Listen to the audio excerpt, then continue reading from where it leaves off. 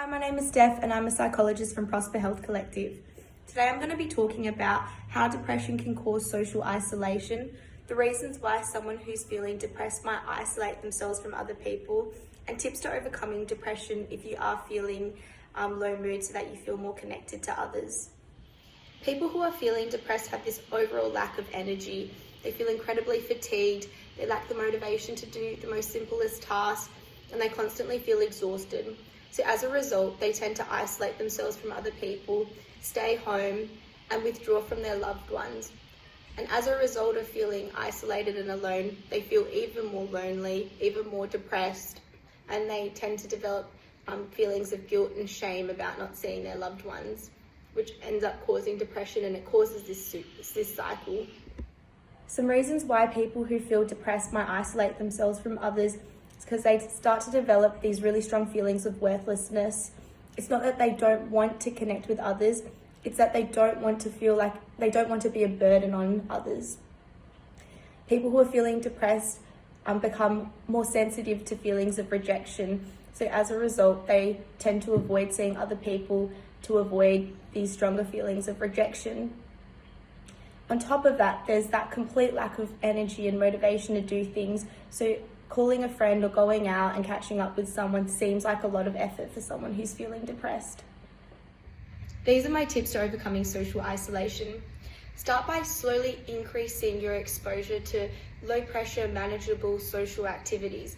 It might just be calling a family member and asking how they're going, or it might be going to the shops and not talking to anyone but being around people. Gradually increase your social interaction to a level that feels comfortable to you. So that might be going out for a coffee with a friend, or seeing two people at once. Self-reflect after each social encounter on how you're feeling. Do you feel more drained after? Do you feel more energized? Do you feel more confident? Do you feel more self-conscious? Try to pick people that make you leave the encounter feeling more fulfilled and more recharged, and choose those people to see in the following weeks, rather than surrounding yourselves with people that might actually make you feel more drained.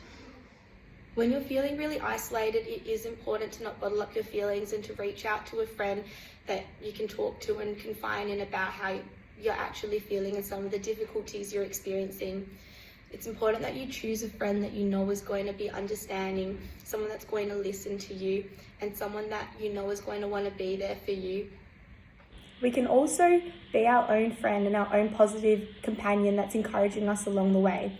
We can do this by practicing self-care, so choosing small activities that you know is going to bring you personal fulfillment and make you feel like you've accomplished something along the way.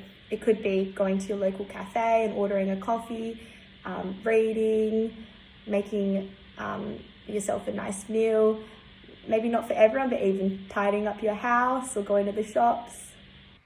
When we're feeling depressed, our thinking patterns can be really self-deprecating and punitive.